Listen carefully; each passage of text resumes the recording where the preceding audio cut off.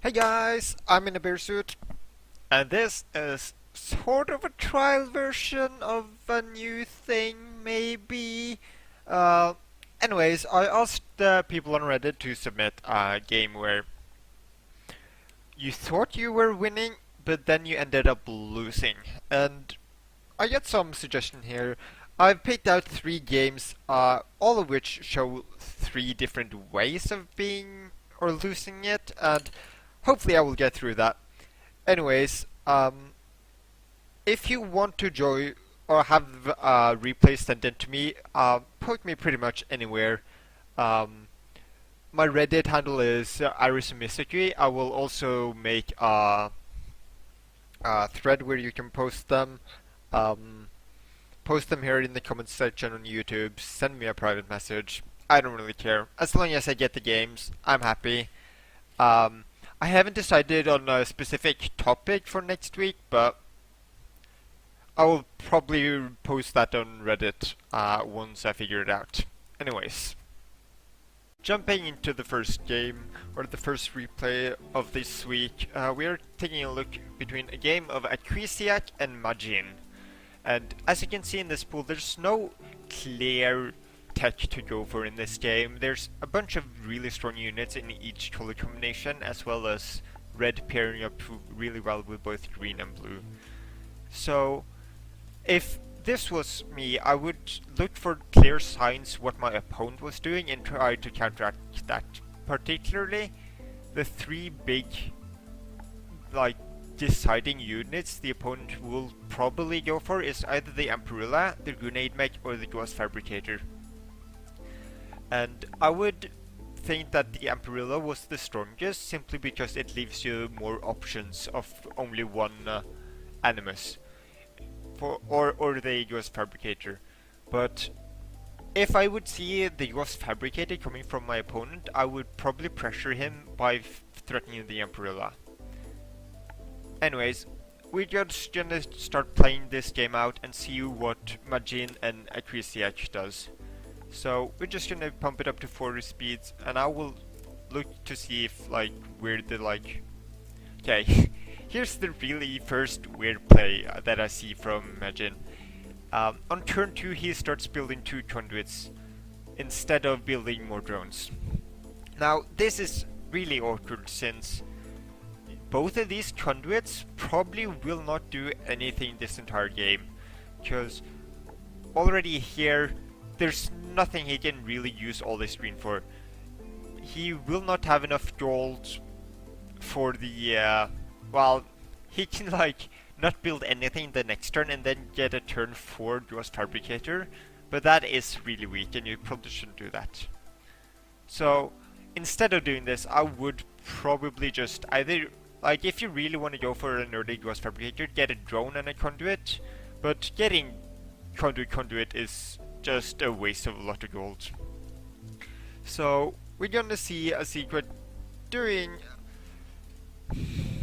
a standard tech opening. I'm not that big a fan of the engineer here, because the opponent is so far behind on drones already, so there's no really big reason to try to emphasize your economy even more with this engineer.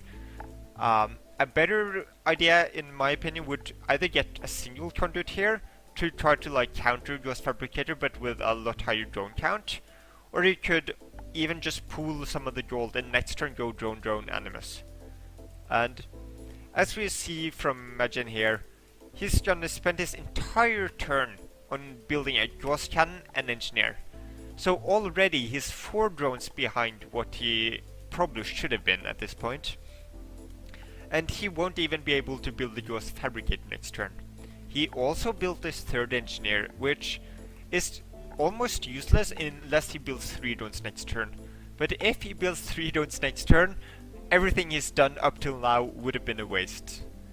So, in response to this Ghost Cannon, Akrisiak chooses to build double conduit of himself, threatening the Fabricator by himself, which I think is a fine choice. I would have probably preferred getting a singular wall of the Blast Forge but double conduit is probably fine here. This just can't really do enough damage for it to like be a big threat anyways. But again, he has 2 gold remaining and he decided to buy random engineer instead of pooling that money and using it for something useful, because I've looked at this replay before and neither player ever uses the 3rd engineer or even the 4th in a Quizite case ever in this game.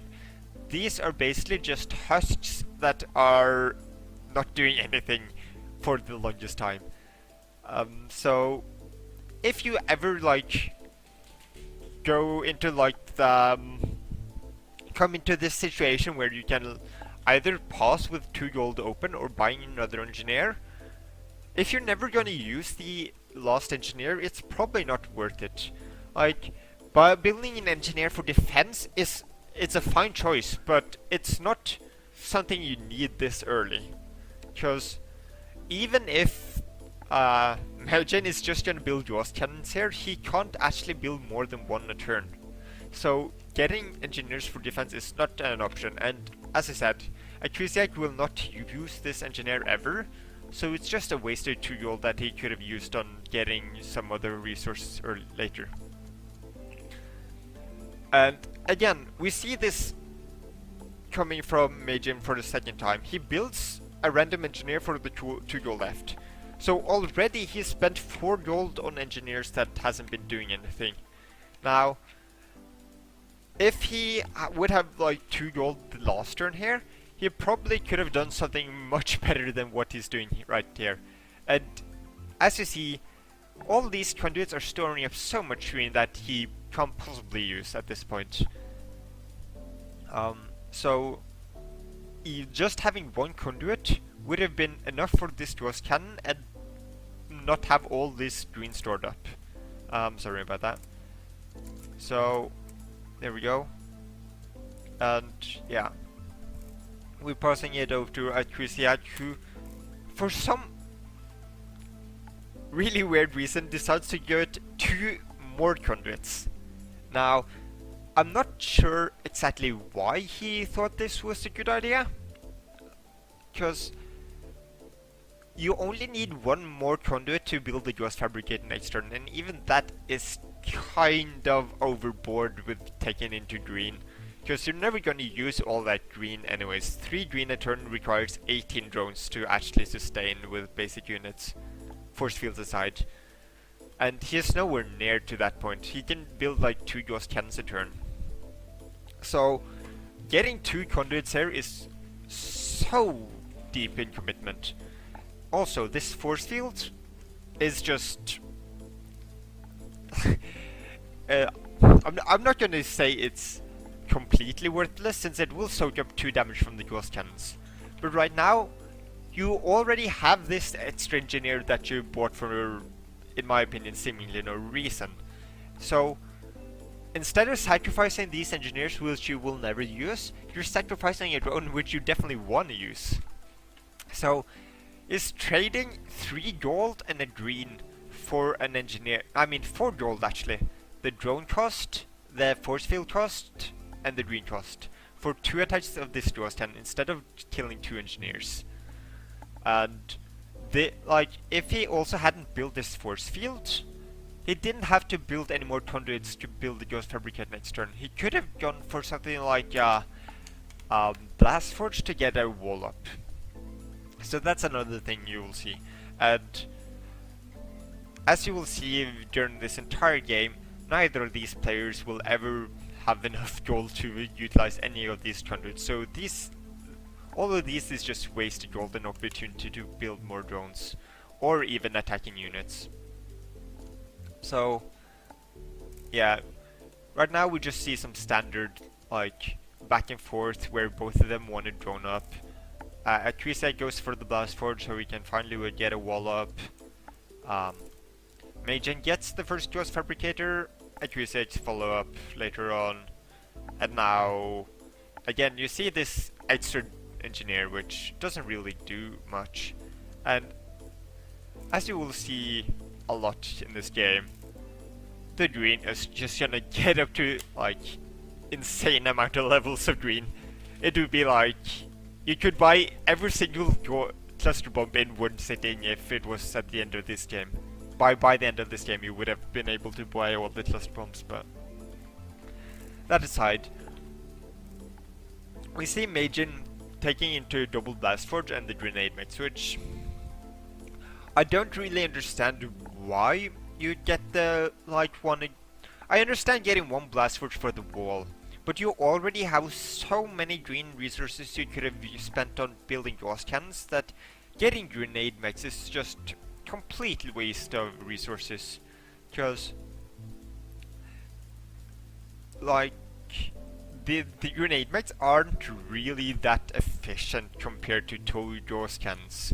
It will have that one big burst of damage that one turn, but for the rest of the game, after these 3 pieces, attack and do whatever, this will just be a like really small gauss cannon. Well, not really small, but basically a gauss cannon. So instead of doing 2 extra damage now, he could have had another gauss cannon basically onto this board.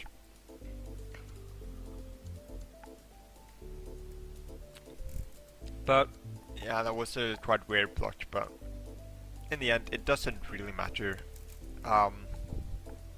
It's gonna be just a drilling like back and forth, building units, trading units, building walls. Actually, I'm gonna talk about that play just a second. So on Akrisakun, he gets the tier Thernax, which is really cool. It's a great way to like try to get out of the stalemate. But he also builds this Blood Rager. Now, Akrisiak only has 5 damage, which is enough to kill Force Field and Engineer. But instead of building some good unit, he decides to build the Blood Rager, which basically gives his opponent a Force Field and an Engineer for building this unit. Right? Like if you want to look at this Blood Rager, what it really did this turn was give Akrisiak a 2 damage minion for 7 and a red, which is amazing. That's great value. But he also gave his opponent 3 HP of blockers. So while it can be justified getting the Blood Rager there, I would have much preferred getting just like another ghost cannon, because again he has so much green he's gonna use, and especially when you have the tier Thernax, you just want to kill these 3 HP when you can. The Blood Rager is just so much better when you use the damage, or you like take away redundant damage. For example, if you attack for 4 into an energy matrix, building a Blood Rager to like negate the 3 that would have been blocked anyways, that's exceptional good use of a Blood Rager. But in this case, building a Blood Rager actually saves his opponent a lot of damage onto his defense, which is something you really don't want to happen in this stalemates, because it will come down to the wire in like this type of game. And from here on out we will see this back and forth going through the ghost cannons, just see as they kill each other. At this point, as Sisikwa can't actually defend his tier Thernax, and eventually you'll just end up dying to the superior number of ghost cannons here. Well, actually that is not entirely true, because Sisikwa will lose here, but not sure if you caught that, but there was an opportunity to actually get a tie here. How rare that is. So if we actually manage to get to the right turn, here we go. There's a point where Sisikwa uses that 2 damage to breach his Animus, and later on he will get an additional 3 damage to kill the Blast Forge, which you briefly saw disappear there. Yeah. And at this point, Majin doesn't actually have any income or any gold, so killing the Tight Structures doesn't actually do anything. So if you use the 2 damage from last turn and 3 damage this turn to kill another ghost cannon, he could have actually made it so that these, like, he would have been one ghost cannons down. Like, it would be even amount of attackers on each side of the board, which would have actually forced it into becoming into a position where each player had less than 2 ghost cannons alive. And if you haven't actually experienced it, if one player only has 2 ghost cannons alive, he doesn't actually ever will have... Okay, let's try that sentence again, because that was probably top 3 worst sentences I've ever said in my life. If one player only has 2 ghost cannons left, and the opponent has nothing. No attackers, I mean. Those 2 ghost cannons will never be able to kill a blast forge, because those units have 3 HP and will regen every turn, which will force the match into a draw, which Assisi could have actually forced into if he would have gone, like, if he would have ignored the animus and the blast forge and just goes straight for the ghost cannons. But regardless, that's more of a side note. I think the big thing to learn from this game, if you're gonna learn anything, is that, like, you have to be aware of what you're actually buying. Because if either of these players would have just, like, not built these like random engineers, or not built those like going overboard on these conduits, they would have a lot more resources to build on useful things early on. I can go through here, and if you pay close attention to the amount of green both players will end up like through the match, they will never actually go to 0 green, which means that they never ever used those conduits to the full advantage. And you see by the end of the game, Assisi will actually have 40 freaking like green mana here. Like, there's just no reason. There's never, well, I'm not gonna say never, but there's no reason for him to get this many conduits. And the other thing, I guess, is like, no. I'm gonna stick with one thing to learn from this game, and that is not wasting resources on things you don't need just yet. If you don't need the engineer, don't build the engineer. Build something else. Pool the money. If you don't need the conduits that early, don't build them. Save the resources. Build something else. Because if, like, the longer you can save up resources before committing into something, or like, if you don't want to build, like for example, if you're gonna build a wall, or build a blast forge and then a wall, but you won't actually build a wall until like 2 turns afterwards. If you just build like another engineer or another drone, or like an engineer and a drone instead of that one blast forge, you will basically have a free engineer, because if you weren't going to use that blast forge anyways, why do you buy it that early? So, building what you need when you need it. And, like, you should think of yourself in these positions. Like, think again, do you really need to build this engineer? Because, as we will see, neither player will ever use these random engineers they buy just when they have 2 gold extra. Like, those engineers will actually stay alive for, it looks like 10 turns. And 10 turns, that extra engineer did not do anything for SEC class. So, if that would have been like another drone, hey, that's suddenly 9 gold you would have gotten. And that's suddenly a lot of gold. So yeah, that's it for this first game. I'm gonna jump into the second game very shortly. See you then. Alright, we're back again. Game 2. This is another game from my crazy egg, and this time it's against Riri. Now, this game will be a bit different than the last game, as there is no clear play mistakes done by either player, but it's more in a form of a tactical mistake. Now, if you look at this pool, you can see like a really clear indication of you want to have at least a conduit, either for the dry race, for the isotronus, or just for the value Tesla coil of the blue, and go something like early conduit into Blast Forge to get Tesla coil and then transition into Dune Mechs afterwards.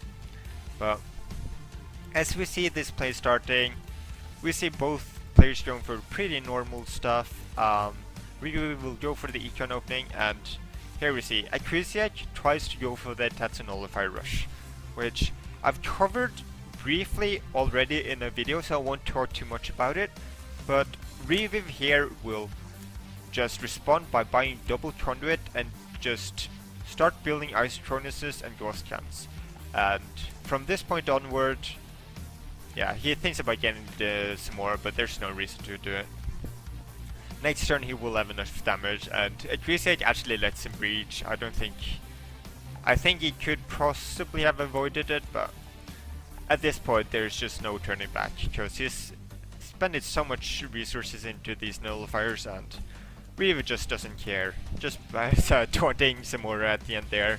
And yeah, this is quite a fast game, but it showcases one thing, that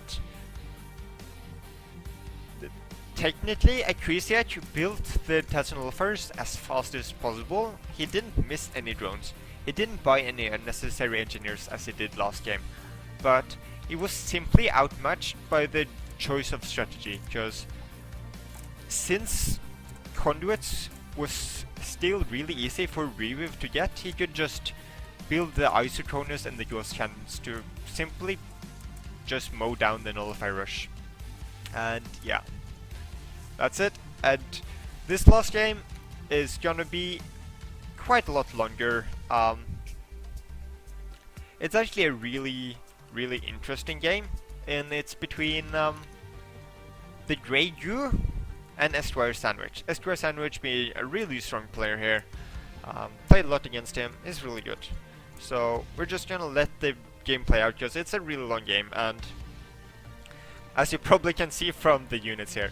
So we have a lot of good green with the Trinity Drone, the Ghost Fabricator, the Isotronus, and we have really good blue with both Energy Matrix being amazing defensive units and Apollo. But this game we probably shouldn't see Apollo, seeing as the green is already so good. So both players should go for green, and as you can see on the battlefield they are. And both of them are really head to head here. The Grey U optioning to get the Isotronuses instead of the Fabricator early on could put some pressure on, but he will buy it next turn, so.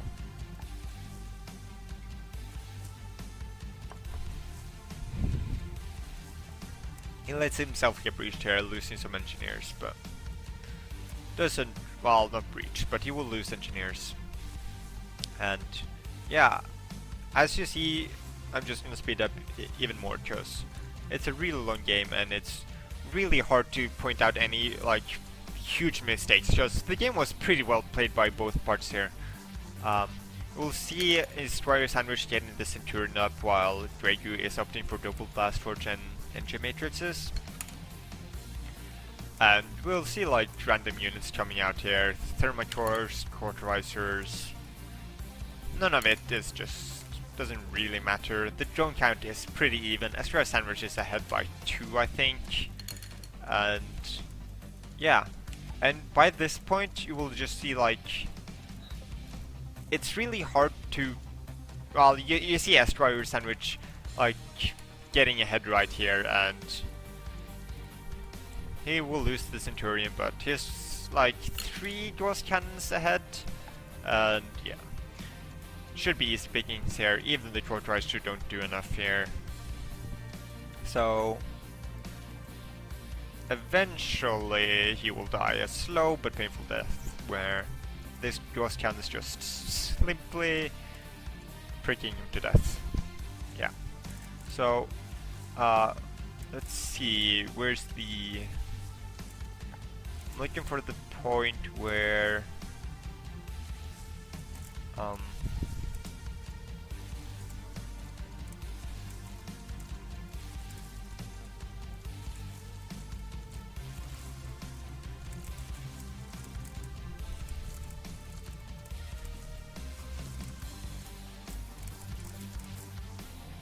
Alright, so I watched this game quite a bit because it's a really difficult game and there's not one simple thing that leads to Grey Goose demise. But like there's so many small, like very small incremental advantages SR Sandwich gain here that will eventually lead him to victory. Now, the first big thing I think, and like it might seem bigger than it actually is, it's that SR Sandwich gets this Centurion. Now, at this point, the Gregu is like, I think he will get ahead in Ghost Cannons and have some pixies, but this Centurion will every turn soak up like one more damage than the Energy Matrix will soak up. So even if the Great Groot can come up with the damage from the Centurion, just getting that extra point of HP every turn is actually really relevant in this game, because over the course of the, I don't know, like 8 turns it's alive, this will soak up like 9 more damage than this Energy Matrix will do. And that really adds up over time. So having the bigger blockers is like the first thing I will say that goes in a SR Sandwich game. The second and like slightly more obvious I would say is that SR Sandwich got the first Dross Fabricator, which it's not actually that huge, but it makes some sort of like advantage to him. And another like really big thing that goes in SR Sandwich is at where is it? Yeah, here, where the Gregu actually kills all his remaining drones and turn them into Trinity drones. Now this is big for 2 reasons. Well, no, it's big for one reason. He can't buy force fields anymore. And force fields is amazing in a late game situation. So you see SR Sandwich, he always have this option to actually build more Trinity drones, but he elects not to, because he wanna have the option to get force fields. And you even see him building one more normal drone here, rather than building the Trinity drone, which he has the resources to do, and it's slightly more efficient, so since he has this green stored up. But he really prioritizes having the ability to build force fields, which is amazing play by SR Sandwich, and really well thought out to not transform these drones into Trinity drones. So where the Grey Goo get breached early on, SR Sandwich has one or 2 more turns where he can defend because of these force fields, which gives him this huge barrage here, which possibly ends up winning the game. And this third thing I will point out is that the Grey Goo builds these thermite cores, and I love thermite cores. I think it's one of the best units in the game, but just in this position it's really like short on resources, and these thermite cores probably won't do anything because it's a ghost cannon and ghost cannons, which normally ends in just back and forth trading with like no regards to like losing damage to Centurions. And if you like actually see, he even builds 2 more thermite cores for whatever reason. So at this point he actually uses these thermite cores to remove 2 damage. And if you will look at like what does that does to the attack. So here is attacking for 17, which forces SR Sandwich to kill basically everything but a force field. Now, using those thermite cores essentially saves SR Sandwich 2 damage. So it only delays the damage that would come from these thermite cores anyway. So normally you want to use the thermite cores like we use the Blood Ragers, where you use them on like damage that wouldn't have done anything anyways. But in this game, the Grey Goo uses the thermite cores on damage that was useful, which just doesn't do anything. And you see Azure Sandwich actually kills the pages on the backswing. So you could actually say that using these thermite cores was bad for the Dragu. Like these, like it was better to never buy these thermite cores and just lose the gold rather than doing this, because it just made his position worse. And he actually spends a lot of resources on this. And like well, a lot of resources is overstatement. He uses 4 golds on this, which it's something, but he will only use these thermite cores 3 times during the entire game altogether. And all of the times that was actually on damage that was like, it did something either way. So yeah, these thermite cores were like the 4th big like mistake. So let's just go over what I think is the major like reasons between Dragu here. The first one is the Centurion. The Centurion being able to soak up 1 more damage than an Energy Matrix. The second thing was Fabricator of SRI Sandwich came out first.